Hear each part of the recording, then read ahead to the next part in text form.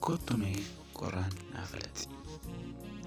Namni isin suuraa isaa argitan kun Booker T. Washington jedhama. Pirofeesarii fi pirezidaantii yuunivarsiitii ture. Gurraacha jechuun lammii Ameerikaa hidda dhaloota Afrikaa qabudha. Mandara sooressaa fi warra adii keessa utuu adeemuu dubartiin tokko isa argite.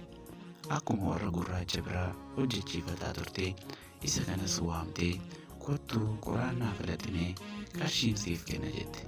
Innis tole jedhee qoraan falaxee manatti guuree fi deeme.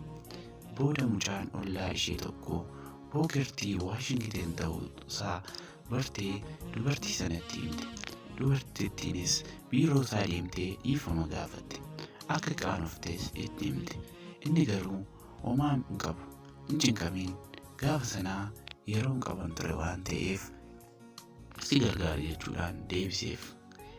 Yeroo biraa dubartiin sun namoota biroo waliin deemuudhaan sossooresotaa fi abbaa qabeenyaa naannoo sanaa walitti qabuudhaan deeggarsa yuunivarsiitii sanaaf goote. Utuu nuti akka Booker T. Washington san gad of deebifnee of ilaallaa laata?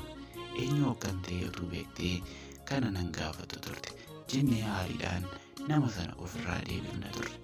Amma yeroon ga'utti gad of deebisuun gaarummaadhaafi.